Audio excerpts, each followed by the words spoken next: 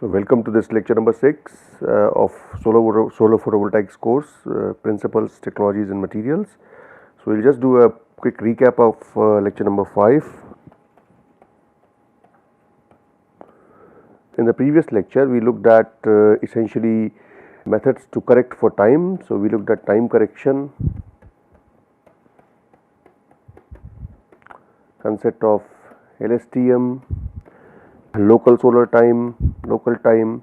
So, basically how to correct for actual solar noon and the one which is predicted by your watches. So, and these are nothing but geometrical corrections based on the location where you are, the longitude, latitude, because the whole country is by clock is in one time zone, whereas the actual time at a given location may be different from what is given in your watch.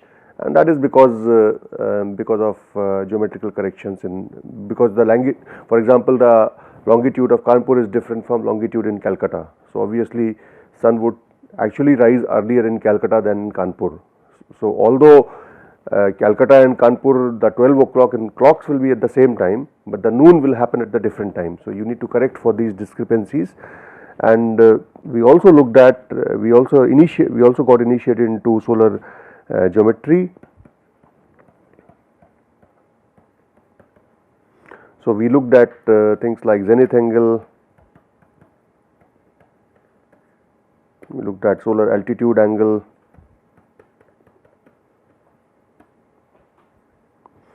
we looked at various azimuthal angles and so on and so forth. So, when we finished, we were just looking at the geometrical relationships for an inclined body.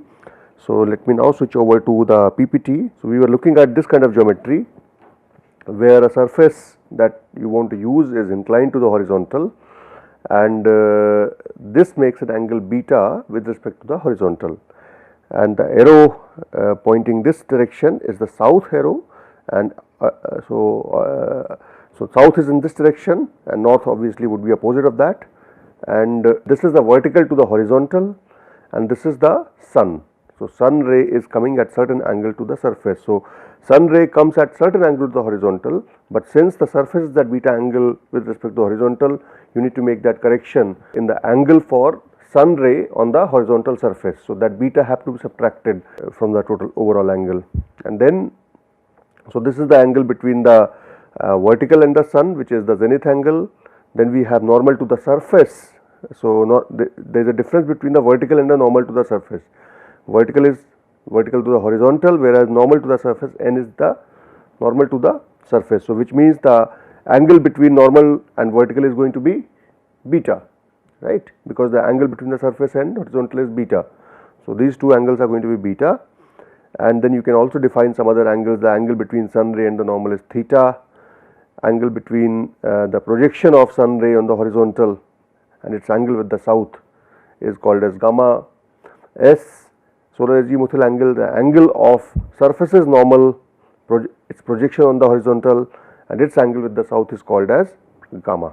So, based on variety of these angles, you can define this triangle ABC, and by the equivalence of in the geometry you can see that angle between BC and AB will be gamma S minus gamma, because this angle is gamma S minus gamma. So, that angle will become gamma S minus gamma. So, if you do now, so we will not get into details of trigonometry, but if you apply the law of cosine, you will get cos theta relation as cos theta is equal to cos theta z cos beta plus sin theta z sin beta into cos gamma S minus gamma.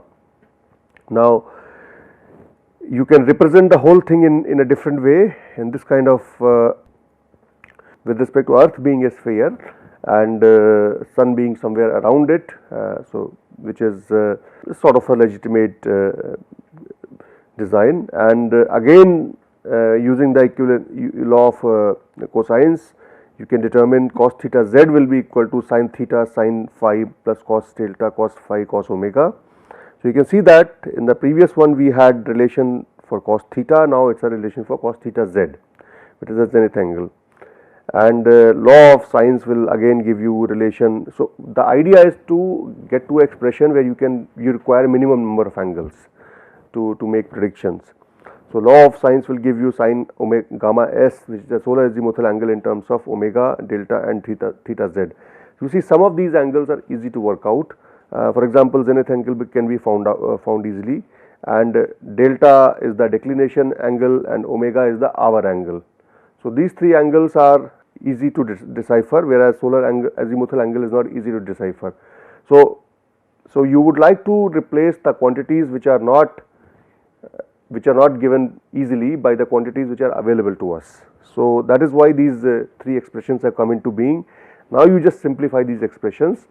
So for a vertical surface with beta is equal to 90 degree, okay, this simplifies to cos theta, simplifies to sin phi, sin delta, cos gamma, cos omega, cos phi, sin delta, cos gamma, sin beta, and another term including cos delta, sin gamma and sin omega. So you can see here phi is the position dependent term, delta is the declination angle which is day dependent term, gamma is the angle of surface normal with respect to north south, so that you may have to define. Omega is the hour angle. So this angle, so phi, delta and omega are easily known, whereas gamma you would know because of orientation of surface, okay. So that also could be known. Similarly, for a horizontal surface, this even simplifies further, because then beta becomes equal to 90 degree, 0 degree. So all the cos sin beta terms become sort of 0. So as a result, now this cos theta is only sin phi, sin delta plus cos phi, cos delta, cos omega. So here everything is easily determinable. Phi is the position dependent term, delta is the declination angle, phi is again position dependent, delta is the declination angle, and omega is the hour angle. So this is how you can do for various things. You can have you can simplify for a surface which faces south. For a surface which faces south, the projection of normal coincides with the south line. So as a result, gamma becomes equal to 0. Again, this equation gets simplified to cos theta is equal to sin delta, sin phi minus beta plus cos delta, cos omega, cos phi minus beta. And beta is the angle of inclination, phi is position dependent term, delta is day dependent term, and omega is time dependent term. You can also further simplify for a vertical surface due south. So in this case, beta is 90, gamma is 0. So this again gets simplified cos theta term. So basically the idea is to determine cos theta. What was cos theta? Theta is the angle between the sun beam and the, so if you go back to previous picture, theta is the angle between the sun beam and the normal to the surface, okay. So basically this is what we are interested in determining. So if you have an inclined surface which does not face south, then it gets complicated, but if you make simplifications like surface facing south or surface being horizontal, surface being vertical, these becomes a little bit simpler. So these are approximations one can make. However, you can also determine for a surface which is at certain angle. So in that case, you need to know delta, gamma. So we can also define few more things: sunrise, sunset, and day length. So for a horizontal surface, one can find out what is the hour angle corresponding to sunrise or sunset, and for this you determine theta z to be equal to 90 degree in the previous equation. So cos omega s is equal to minus tan phi tan delta, or omega s can be written as cos inverse minus of tan phi tan delta, and this value is positive for sunrise and negative for sunset. So since omega s is positive for sunrise, negative for sunset, day length can be found by omega s minus omega s. So basically it becomes 2 omega s. So if you look at the whole equation, day length is s max is equal to 2 divided by 15. So 15 is nothing but 360 degrees in 24 hours. This 15 is, it's in hours basically. So if you look at the whole thing, 15 into s max is equal to 2 into cos inverse minus tan phi tan delta. 2 into cos inverse minus tan phi tan delta is omega s. So this is 2 of omega s equal to 15 into s max. 15 is coming because you want to calculate it in hours. If you didn't want to calculate it in hours, you can eliminate 15. So maximum day length is 2 divided by 15. So 2 omega s divided by 15 essentially, and you substitute omega s from the previous equation. So all of this is valid for northern hemisphere. If you need to go for southern hemisphere, you need to make appropriate corrections in the equations, which are simple.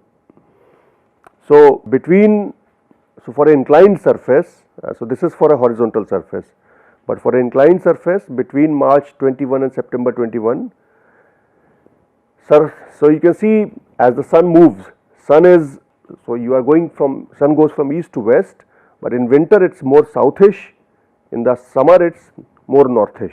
Its sun is mostly on top in the summer. So it moves to the north of east west. As a result, between 21st and September 21, the equation gets modified as, if for inclined surface, omega s is equal to cos inverse minus of tan phi minus beta into tan delta. So you need to consider the beta thing into account for this period. So for example, so let's see for certain position, sunrise and sunset. So between, so you can say for June 21st and December 21st, let's say gamma is equal to 0, which means surface is facing due south, and beta is equal to 10 degree. And let's consider Mumbai, whose location is 19 degrees 7 minutes north and 72 degree 57 minutes east. Okay. So phi is given as 1907. So phi is 1907, which is 19.12 degree. For June, beta is equal to 10 degree. You can find out delta. Delta is 23.45 sine of 360 by 365 into n plus 254. And then we have this, so declination angle, if you put in the value, it will turn out to be, so this will be your delta value. Then omega can be calculated as cos inverse minus of tan for inclined surface phi minus beta. So this is phi, this is beta, tan of 23.45, and so as a result omega is minus plus minus 94 degree for sunrise and sunset. Okay. So this can be converted to day length, and for December you can make the similar calculation. For December it would be cos inverse tan 19.12 degree. उसमें से in that you can reduce, you can eliminate the beta. So beta goes off and tan of minus 23.45. So this comes to be plus minus 81.4. So you can now look at the day length. Obviously you can see that 2 omega will be larger in case of June than in case of December. So you can see that your day length will be higher. So if you write here, S will be equal to 2 divided by 15 omega S. So you can see that this will be larger in this case, whereas if you go to next one, this is smaller. As a result, smaller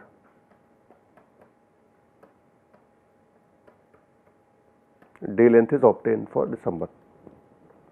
So these are simple calculations you can do for wherever you are. Now let us look at another parameter which is called as local apparent time, which is basically standard time plus minus 4 into lambda standard minus lambda actual, and lambda is nothing but the longitude plus equation of time correction that we looked at earlier. Okay. So local apparent time is equal to standard time plus minus 4 into lambda standard minus lambda actual plus equation of time correction. And so if you now look at Mumbai again, Mumbai is longitude, latitudes are given. Let us say it is IST 14 hours 30 minutes on 1st of July, and Indian standard lambda is 82.5 degree east. So if you look at equation of time correction, it is minus 4 minutes. So standard time is given according to this, because this is your India, let us say, not very good map, but right. So Mumbai is somewhere here. Latitude of longitude, the geometrical parameters of Mumbai are different with respect to GMT plus 530, right. Now this GMT for 530 will correspond to certain lambda value, okay, because longitude of 530 would be some from the middle of India, which is about Nagpur, okay. So this would be your standard lambda. So this is lambda standard, whereas Mumbai is here, this is lambda Mumbai, right. So there is a difference here. So equation of time correction, if you go to previous equation in the previous lecture, it will turn out to be minus 4 minutes. As a result, the local apparent time will be 1430 hours minus 4 into 82.5 standard lambda minus the actual lambda, which is 72.85 plus minus of 4 minutes, and if you work this out, it comes out to be 13 hours 47 minutes. So the clock shows the time of 1430 hours, but actual time in Mumbai is 13.47 hours. Similarly, if you do the same calculation for Arunachal Pradesh, the actual time will be ahead, right. So, if you look at 1430 hours time, it will become 1530 for example in case of Arunachal Pradesh. So, this is how time corrections have to be made for calculating the actual time. So, this is basically what we have discussed so far is related to the time corrections and geometries, and so how to calculate the angle of solar radiation with respect to a surface, that is what we have done, and we have looked at the time corrections which will help us in calculating the radiation at appropriate time. So, these are the two things you need, the direction and the time.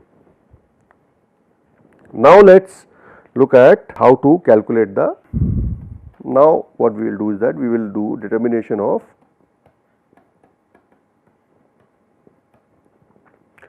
not determination, actually it should be measurement, okay, measurement of solar radiation.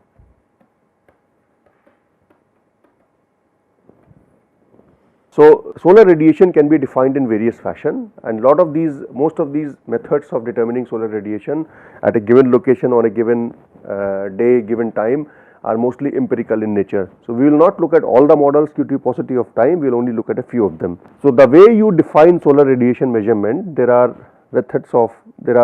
ways in which different people have done. So, for example, first method to decide solar radiation is monthly average daily global radiation. Now, here the trick is you have to measure direct radiation, you have to measure diffuse radiation, and then it can be averaged over a month, it can be averaged over a day, so on and so forth. There are various models for various definitions. So, monthly average daily global radiation, monthly average daily diffuse radiation,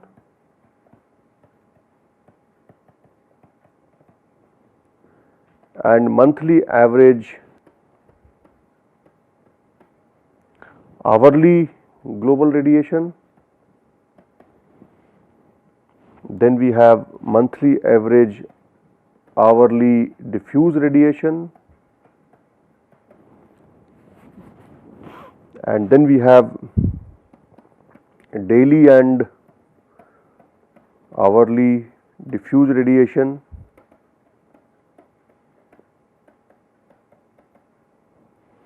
and then we have hourly global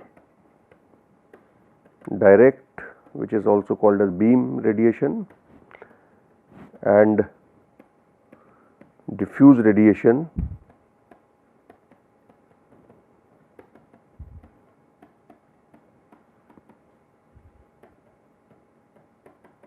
in cloudless skies. So, let us first look at monthly average daily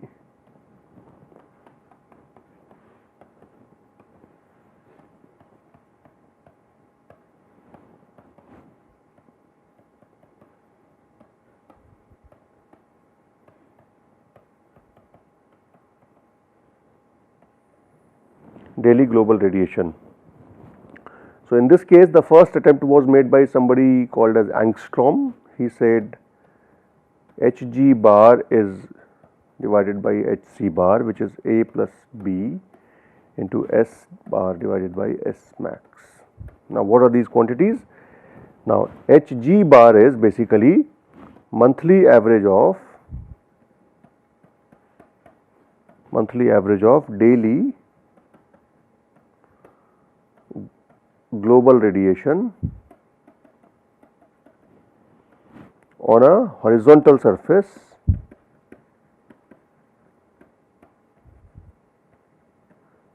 at a given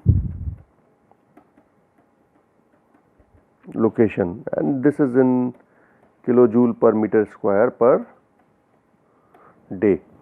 Okay. Similarly, Hc bar is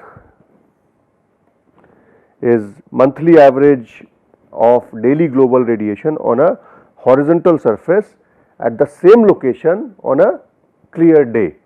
So, essentially Hg bar, it is equal to Hg bar on a clear day.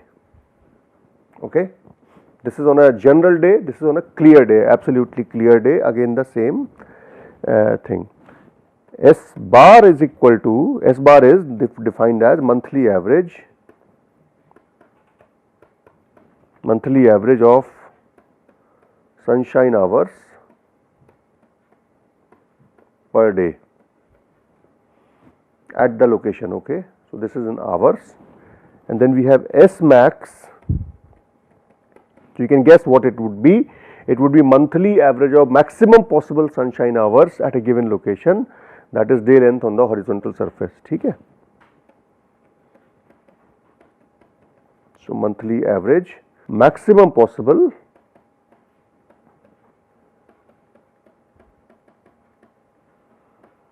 sunshine hours at the same location on a horizontal surface, and then A and B are the constants which are empirical constants used for data fitting. So, this is mostly empirical, and you can again now there were later some changes which were made. So, for example, this HG was HC was, it was not very easy to calculate HC bar, which is maximum average of daily global radiation on horizontal surface on a clear day. It was not very easy to mention. So, HC bar was later replaced with, so you can say HC bar replaced with another quantity H naught. And what is H naught? Monthly average of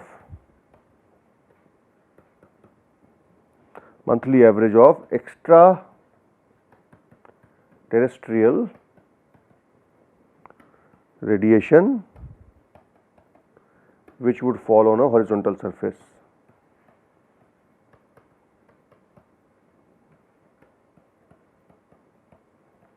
So, many of these quantities are changed because previous quantities were not easy to obtain. As a result, changes are made. So, essentially you can do the calculations and work out various values. So, for example, for Pune in India, the value of S bar to S max was S bar max was about 0.25 to 0.49, with A and B value being A being 0.3 and B being 0.51. Okay. We can do for various other locations A and B values for example, place like Bangalore. Bangalore would be about 0.18, 0.64. If you look at a place like Jodhpur, Jodhpur will give you a value of 0.33 and 0.46, and if you look at something like Delhi, Delhi would be 0.25 and 0.57. So, these data you can obtain in literature. So, there is a paper in Solar Energy 22407 1979. So, this is the volume number, this is the page number, this is the year number, and this is the name of the journal. Now, so this is what we defined here was, this was monthly average daily global radiation. So, how do you work out now H naught? This H naught is the monthly average of extraterrestrial radiation that would fall on a horizontal surface. H naught is given by this equation, 12 divided by pi into ISC, which is the solar constant, to 1 plus 0.033 cos of 2 pi n divided by 365, and then you integrate it over whole day. So, this is essentially cos theta term integrated. So, sin phi sin delta plus cos phi cos delta into cos omega over the whole time. So, the cos phi term integrated over the whole day, and that is what you will obtain for a given location, and this would turn out to be omega s sin phi sin delta plus cos phi cos delta into sine of omega s. This is what this term will turn out to be. And if you do the, so this will become 24 by pi into ISC into the term that you have here and this term, okay, 24. And this can be simplified by, I mean, for a given month, it was found by scientists that you can find an average day for a month. So, so if you want to find out the monthly average, you can just choose that particular day. So, for example, so you can say average day for a month, and this average day falls mostly in the middle of the month.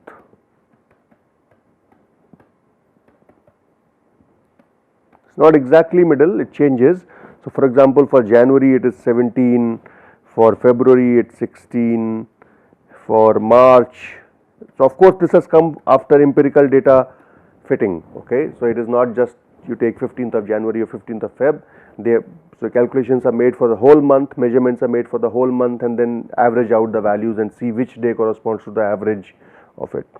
So, this is what various values would be like, whereas for December, for example, it becomes 10, and for June it is 11th, and June December show a bit of deviation because June and December are months where you have longest day and longest night.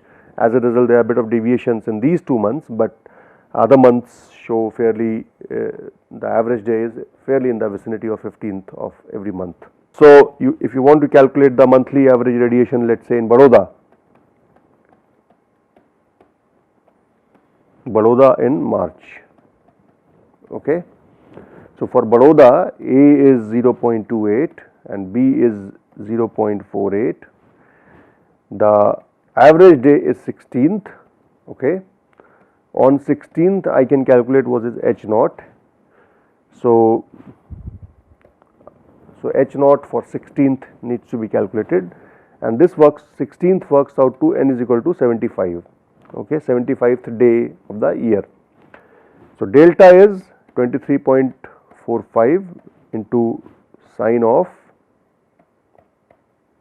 22 pi divided by 365, you can say 360 divided by 365 into 75 plus 284. This will give you an angle of minus 2.42 degree. Omega s, since it is before 21st of March, this is cos inverse minus of tan phi, tan delta, and this will be nearly 89.02 degree, which is equivalent to 1.554 radians, okay. So, I can find out S max, which is 2 by 15 into omega s. So, this is 2 by 15 into 89.02, and this turns out to be 11.87 hours, alright. H naught can be found by 24 by pi into ISC, which is equal to 1.367 kilowatt per meter square into 3600, okay. 3600 is the correction, you can see it is for hour into seconds, okay. And then you have 1.033 cos of 360 by 365 into 75, which is n value, and this is multiplied by omega s, that is 1.554 into sine of 22. Sine of 22 will, so if you look at the equation, sine phi, which is the latitude. So, sine of 22, which is the latitude for Baroda, into sine of minus 2.42, which is delta, plus cos of phi, which is cos 22, into cos of delta, which is minus 2.42 degree, into cos of omega x, which is sine of omega s, which is 89.02 degree. And if you do the calculation, this will turn out to be 34206 kilojoule per meter square per day. Okay. So, if you now make the calculation of Hg bar, which is the daily global average daily global radiation, which is H naught into A plus B S bar divided by S max bar, this will be 22718 kilojoule per meter square. So, the daily global radiation for a given location in Baroda in the month of March is 22,718 kilojoule per meter square per day. So, I hope you can understand the calculation. It is a fairly simple calculation that we have seen here. So, you can also calculate the monthly average daily diffuse radiation.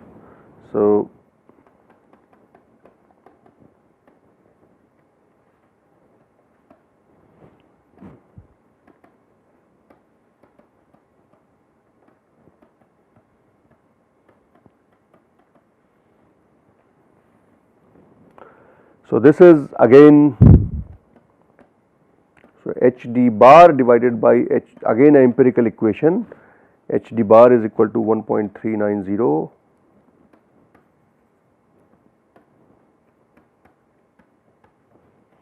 minus 4.027 Hg bar divided by H naught bar plus 5.531 Hg bar divided by H naught bar square minus 3.108 Hg bar divided by H naught bar to the power cube. So, this is the daily diffuse radiation and this is the daily global radiation, monthly average daily diffuse radiation, monthly average daily. So, it is again a fitted equation, and this parameter Hg bar divided by H naught is called as monthly average clearness index. Basically it makes sense. So, if higher the Hg bar is, more this ratio is going to be, which means the day is more clear, right. When the day is more clear, your global radiation is going to be higher in number, and when this parameter is higher, as a result your diffuse radiation also tends to be smaller in amount. This equation has been modified for India. For India, you can use a little bit modified equation, Hd bar divided by Hg bar. This is 1.411 minus 1.696 into Hg bar divided by H naught bar. This is done by Modi and Sukhatme.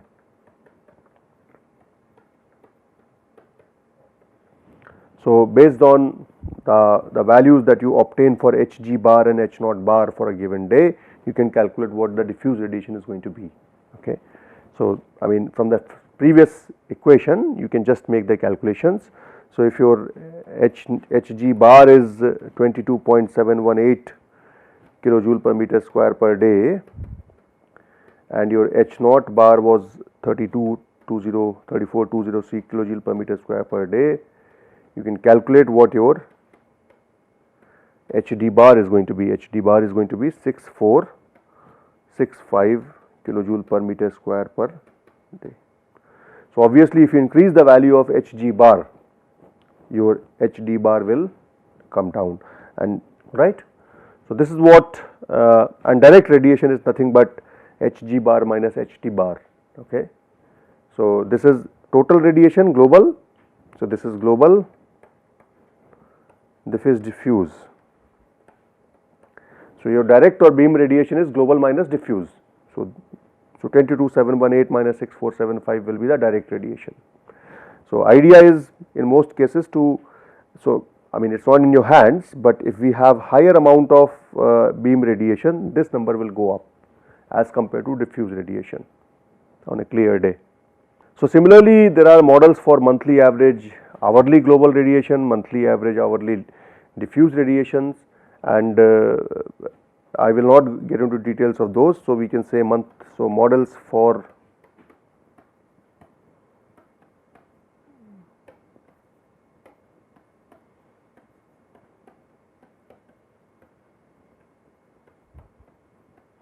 monthly average hourly global radiation,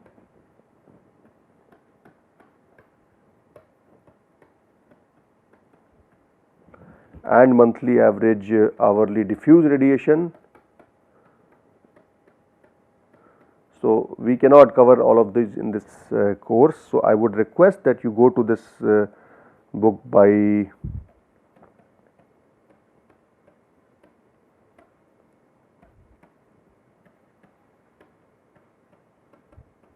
I do not remember the exact topic as of now, but if you look at the first lecture, in the first lecture I have provided the book by Sukhatme and Nayak. I think it's solar energy or solar thermal storage, something like the name of the title is, but anyway you can find it out. It is a book by Sukhatme and Nayak. The first or second chapter of that book, first few chapters of that book discuss these models for daily average and daily diffuse radiation for given locations in India. So, it is a very nice calculation. So, if you let me just give you the values. For example, the values of if you do on hourly basis, the Hg bar turns out to be 23,564 kilojoule per meter square per day, and H naught Hd bar will be 7820 kilojoule per meter square per day. This is for example for New Delhi. On the April 15th April, okay, for a horizontal surface. So, you can, so again there are empirical equations in which you need to provide the data. Again you need to calculate what the declination angle is going to be, what the value of our omega s is going to be, what is the angle that is, what is the day length that is going to be. Similarly, you need to calculate what is the extraterrestrial that is. So, equations are fairly similar, it is just that they have different empirical fitting constants. So, as a result they give you slightly different values. So, you can go to this book by Sukhatme and Nayak and read more about these models which provide these values. So, this sort of gives you an idea of how do you determine, so this is for a horizontal surface, most of these calculations. So, if you want to, so if you know that your radiation is coming at certain angle, so you know what is the global radiation, you know what is the diffuse radiation. From this you can find out the direct radiation. Now, you know direct radiation comes directly. So, for a horizontal surface it is fine, but for an inclined surface you will have to take cos theta off, or whatever the angle that the normal and the vertical that they make with each other. So, if it is cos beta, you will have to modify that with cos beta. Okay. So, that much amount of drop in the direct radiation that will happen for a inclined surface, but the diffuse will remain same. Diffuse does not have angular dependence, as a result diffuse will remain fairly the same. So, what will happen is that your global radiation for an inclined surface will change as compared to that for a horizontal surface. Of course, these values are time dependent as well, because different times will give you so there will be times at which an inclined surface will give you higher radiation. So, that is why surfaces are kept inclined, because they tend to take out the average value for the day. Horizontal surface will get maximum radiation only for the when the sun is at zenith. So, so that is why you will see every solar panel is inclined to the surface at certain angle to average over the whole day in terms of receiving maximum solar radiation or average value of solar radiation, which is nothing but AM1 1.5 G. So, there are models in the same book for tilted surfaces also, and so on and so forth, that you can read in the books. So, how do you do the radiation measurement? Radiation measurement is done by